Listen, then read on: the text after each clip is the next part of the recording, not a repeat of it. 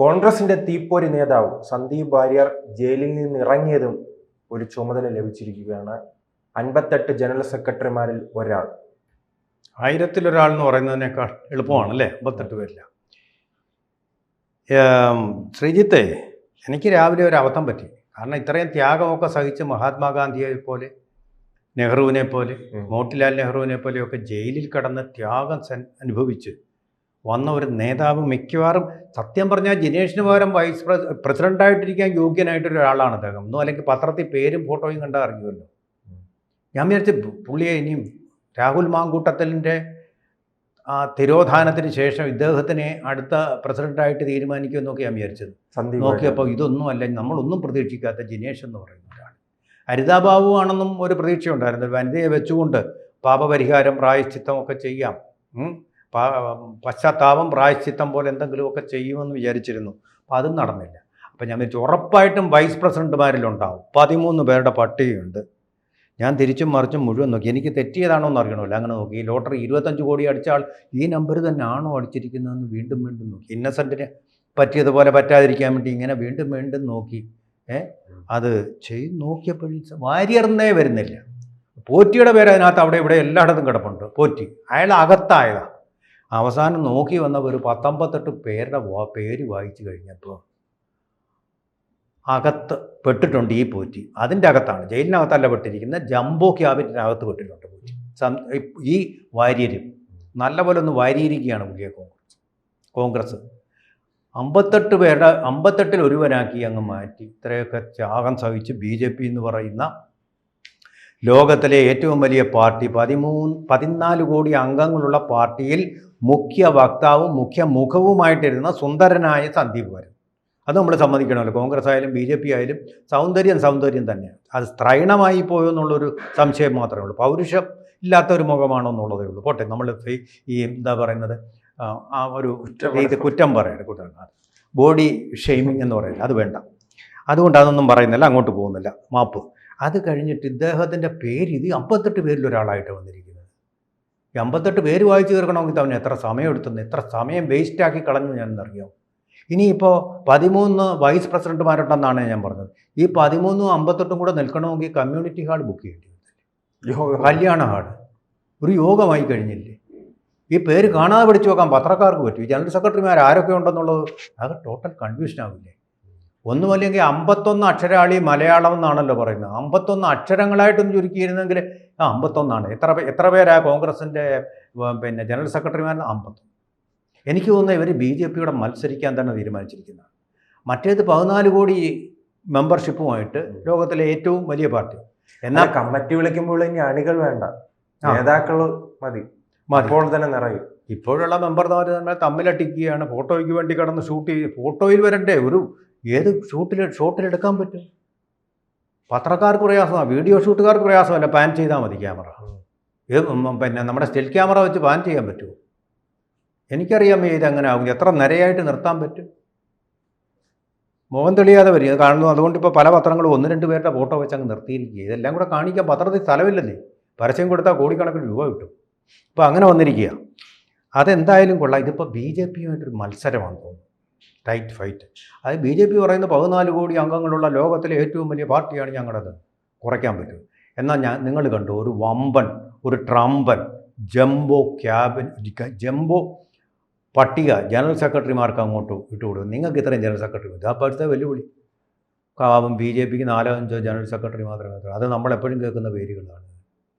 ഇതിനകത്തുള്ള പേരുകളൊക്കെ ആരൊക്കെ എവിടെയൊക്കെ എന്തൊക്കെയാണെന്നുള്ളതൊക്കെ നമ്മൾ കണ്ടറിയണം. പക്ഷേ വൈസ് പ്രസിഡന്റുമാർ ഏകദേശം കേട്ടിട്ടുള്ള ആൾക്കാർ തന്നെയാണ്. ആ കൂട്ടത്തിൽ സന്ദീപ് വാര്യർ വന്നിട്ട് ഏറ്റവും കേട്ടിട്ടുള്ള പേര് സന്ദീപ് വാര്യരുടെ കൂട്ടത്തിൽ. അയാളുടെ പേര് അതില്ല. ഞാൻ വായിക്കാം വൈസ് പ്രസിഡന്റുമാരെ. T. ശരത്ചന്ദ്രപ്രസാദ് പഴയ നേതാവാണ്. ഹൈബീഡൻ അറിയാത്തവരാരുമില്ല, MP-യും കൂടാണ് അദ്ദേഹം.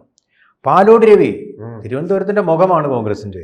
അല്ല, അദ്ദേഹത്തിന് BJP ജയിക്കുമെന്ന് പറഞ്ഞുകൊണ്ട് പ്രൊമോഷൻ നൽകിയ പുള്ളി. അതെ, പുള്ളിക്ക് വരെ സ്ഥാനം കിട്ടി. എന്നിട്ട് സന്ദീപ് വാര്യർ ഇത്രയും ത്യാഗം സഹിച്ച് കരച്ചിൽ വരും പുള്ളിക്ക്. ഇനി ചിലപ്പോൾ ഇത് എന്നെ ജംബോ ആക്കിയെന്ന് പറഞ്ഞ് ഇനി ചിലപ്പോൾ പാർട്ടി മാറി കരഞ്ഞുകൊണ്ട് വേറെ പാർട്ടിയിലേക്ക് പോകാൻ സാധ്യതയുണ്ട്. ഇനി CPM ഉള്ളൂ വഴിയിൽ. CPM ആണെങ്കിൽ PS പ്രശാന്തിനെ മാറ്റി സന്ദീപ് വാര്യരെ അവിടെ വെക്കും. ഒരു അമ്പലവാസി തന്നെ ഇരിക്കട്ടെ. കട്ട് തിന്നാൻ ഏറ്റവും എടുക്കൽ അവരാണെന്നാണല്ലോ ഇപ്പോൾ കാര്യങ്ങളൊക്കെ കാണിച്ചു തരുന്നത്. VT ബൽറാം, VP സജീന്ദ്രൻ, മാത്യു കുഴൽനാട്, നമ്മളൊന്നും പിന്നെ അവരുടെ പേര് പറയേണ്ട കാര്യമില്ല. ഡി സുഗതൻ കേട്ടിട്ടുള്ളതാണ് ഏറെക്കുറെ. രമ്യ ഹരിദാസിനെ എല്ലാവർക്കും അറിയാം, പാട്ട് പാടുന്ന ആളാണ്, അതുകൊണ്ട് എല്ലാവർക്കും പാട്ട് കൊണ്ട് തന്നെ അറിയാം, MP ആയിരുന്നിട്ട് അറിയില്ലെങ്കിലും. ലിജു പണ്ട് തൊട്ടേ ഉള്ളതാണ്, പാവം. എ ഷുക്കൂർ കേട്ടിട്ടുണ്ട്. M വിൻസെൻ്റ്, അന്തിച്ചർച്ചകളിലൊക്കെ സജീവമാണ് ഈ ഷുക്കൂർ, നന്നായിട്ട് സംസാരിക്കുകയും ചെയ്യും. പിന്നെ M വിൻസെൻ്റ്, ദുഷ്പേരും ഉണ്ട് ശകലം, എന്നാലും കുഴപ്പമില്ല അല്ലേ, പോട്ടെ. കുറച്ചാൾ ജയിലിൽ ജയിലിൽ കിടന്നിട്ടുണ്ട്, കുറ്റപത്രവും സമർപ്പിക്കപ്പെട്ടിട്ടുണ്ടെന്ന് തോന്നുന്നു. അത് ഇപ്പം മറ്റേ ആളുണ്ടല്ലോ നമ്മുടെ രാഹുൽ മാങ്കൂട്ടത്തിൻ്റെ അത് തെറ്റല്ലേ സാറേ? രാഹുൽ മാങ്കൂട്ടം പെണ്ണ് കേസ് വന്നപ്പോൾ പുറത്താക്കി ഇയാളെ, അതെ വിൽസെന്റിനെ അതെങ്ങനെ വൈസ് പ്രസിഡന്റ്, ഒരു ചോദ്യമല്ലേ അത്. M വിൻസെന്റിന് സ്ഥാനം കൊടുത്തു. നിങ്ങൾ കോൺഗ്രസിൽ നിന്ന് എന്തിനാ പുറത്താക്കിയത് രാഹുൽ മാങ്കൂട്ടത്തിലെ? MLA സ്ഥാനമാണ്, നിയമസഭയിൽ വരുന്നതിൽ പോലും നിങ്ങൾ സഹകരിക്കുന്നില്ലല്ലോ. അപ്പൊ N വിൻസെന്റിന് നിങ്ങൾ സ്ഥാനം കൊടുത്തു. രാഹുൽ മാങ്കൂട്ടം ജയിലിൽ കിടന്നില്ല, ഇയാള് 1 മാസത്തിലധികം ജയിലിൽ കിടന്നു. എന്താ പെണ്ണ് കേസുമായി ബന്ധപ്പെട്ട് ബാലൻസ് ചെയ്യേണ്ടേ മതങ്ങളുടെ ഇക്വേഷൻ. ഇതിനാണ് വർഗീയത എന്ന് പറയുന്നത്. ഒരാൾ തെറ്റ് ചെയ്തു, ആ തെറ്റ് ഹിന്ദു ആയതുകൊണ്ട് അയാളെ പുറത്താക്കി, അങ്ങനെ വ്യാഖ്യാനിക്കരുത് ഇത്. മറ്റേയാൾ ക്രിസ്ത്യൻ ആയതുകൊണ്ട് പിടിച്ചകത്താക്കി.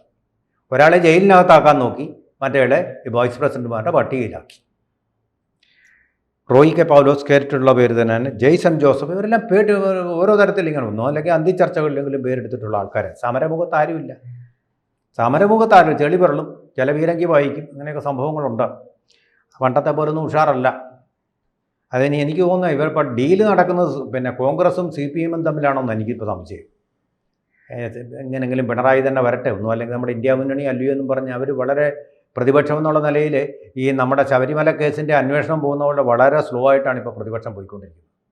അതും ചിലപ്പോൾ ഒരു ഗൂഢാലോചനയായി കൂടൊന്നുമില്ല.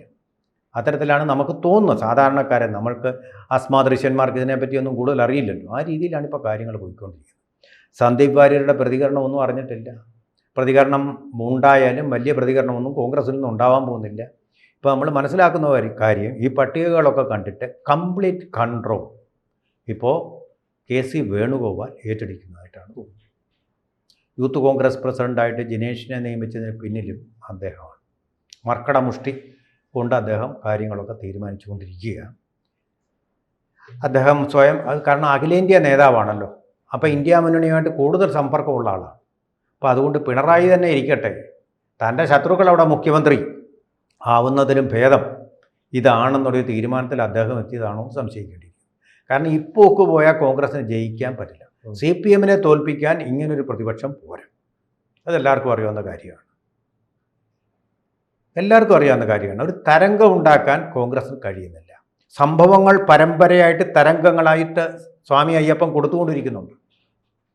അത് സ്വീകരിക്കാതെ കണ്ണുമടച്ചു പോവുകയാണ്. പണ്ട് ശിവൻ പാർവതിയോടൊപ്പം കൈലാസത്തിലിരിക്കുമ്പോൾ പാവപ്പെട്ട ഒരു മനുഷ്യൻ അവരുടെ മുമ്പിൽ കൂടെ ദിവസവും ഇങ്ങനെ പോകും. സാധാരണക്കാർ അവിടെ ഇരുന്ന് നോക്കുമ്പോൾ ഭൂമിയിലുള്ളവരെ കാണാമല്ലോ, ഇങ്ങനെ നടന്ന് ഒന്നുമില്ല, പിന്നെ പരഗതിയില്ലാത്ത, ഒരു ഗതിയില്ലാത്ത ഒരാൾ, ആഹാരമില്ല, പണമില്ല, സ്വത്തുമില്ല, ഒന്നുമില്ല. ദിവസവും ഇങ്ങനെ വെറുതെ പോയിട്ട് വരും, പട്ടിണിയായിട്ട് വന്ന് പൈപ്പ് വെള്ളവും കുടിച്ചുകൊണ്ട് തിരിച്ചു പോകും. ഇത് കണ്ടിട്ട് പാർവതിക്ക് ദയ തോന്നി. പാർവതി ശിവനോട് പറഞ്ഞു, കഷ്ടമുണ്ട് കേട്ടോ, ആ മനുഷ്യന് ഒന്നും കഴിച്ചിട്ടില്ല, പാവം, ഒന്നും കിട്ടിയിട്ടില്ല, പണവുമില്ല, എങ്ങനെങ്കിലും അയാളൊന്ന് ശരി, നാളെ അയാൾ വരുമ്പോൾ സഹായിക്കും.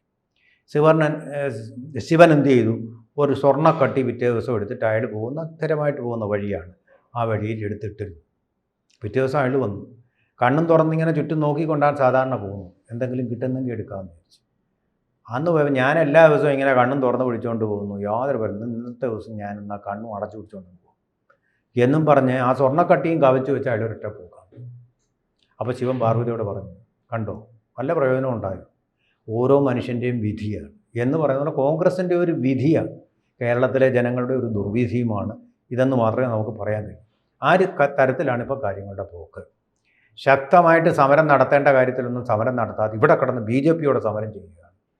BJP അല്ല ഭരണകക്ഷി, അതാണിപ്പോൾ കോൺഗ്രസ് ചെയ്തുകൊണ്ടിരിക്കുന്നത്. BJPക്കെതിരെ പ്രമേയം പാസ്സാക്കുക, ഫോക്കസ് മാറിപ്പോയി. കേരളത്തിൽ നിങ്ങൾ അല്ല, സന്ദീപ് വാര്യറിനെ പോലുള്ള ജനറൽ സെക്രട്ടറി വന്നിട്ടും ഇനി ഒരു ഉണർവ് വരില്ലേ? അയാൾ തന്നെ, ഞാൻ മോശം പറയാം, എന്നെ വേണമെങ്കിൽ എന്തോ ചീത്തയും വിളിച്ചു, എൻ്റെ മുഖത്തിൻ്റെ കുറ്റവും പറഞ്ഞു, ഒരു ഉറക്കം തൂങ്ങിയ ഉള്ള BJP നിന്ന് അയാൾ പോയത് തന്നെ ഒരു ഉറക്കം തൂങ്ങിയ നേതാവാണ്. ശങ്കുട്ടി ദാസിനെ പോലെയോ അങ്ങനെയുള്ള നേതാക്കൾ, നല്ല ചുറിയുറുക്കുള്ള നേതാക്കൾ വേണം, സ്മാർട്ട് നേതാക്കൾ വേണം. സ്മാർട്ട് ഫോൺ പോരാ, സ്മാർട്ട് നേതാക്കളും ഉണ്ടെങ്കിൽ ഇന്നത്തെ കാലത്ത് ഒരു ഫൈറ്റ് ജയിക്കാൻ പറ്റും. ഭാഷ അറിയാം, വികാരമുണ്ടെന്നുള്ളതിനപ്പുറം യാതൊരു കാര്യവും സന്ദീപ് വാര്യർ. കോൺഗ്രസ് പറയുന്ന അദ്ദേഹത്തെ സുപ്രധാന പദവിയിൽ കൊണ്ടുവന്നതാണ്. ജനറൽ സെക്രട്ടറി, കേരളം പോലെ ഒരു സംസ്ഥാനത്ത് ജനറൽ സെക്രട്ടറി ആയി നിയമിച്ചു എന്നാണ് പറയുന്നത്. അത് കുഴപ്പമില്ല, പക്ഷേ ആ ജനറൽ സെക്രട്ടറിമാരുടെ എണ്ണം 58 ആയതാണ് പ്രശ്നം. 58 അപ്പോൾ പ്രാധാന്യം പോയി. That's the point. ഒരു കസേര ഇടുമ്പോൾ തന്നെ ഏറ്റവും അവസാനം. That's the point. അതാണ് വലിയൊരു പ്രശ്നമാണ്. ഇപ്പം BJPയുടെ ജനറൽ സെക്രട്ടറി എന്ന് പറഞ്ഞ സ്ഥാനമുണ്ട്, 4-5 പേരേ ഉള്ളൂ, 5-1. അതാണ് ഞാൻ ആദ്യം പറഞ്ഞ ഡിഫറൻസ്. കൂടുതൽ വാർത്തകളും വിശേഷങ്ങളും നിങ്ങളിലേക്ക് എത്താൻ ABC മലയാളം സബ്സ്ക്രൈബ് ചെയ്യുക, ബെൽ ബട്ടണും അമർത്തുക.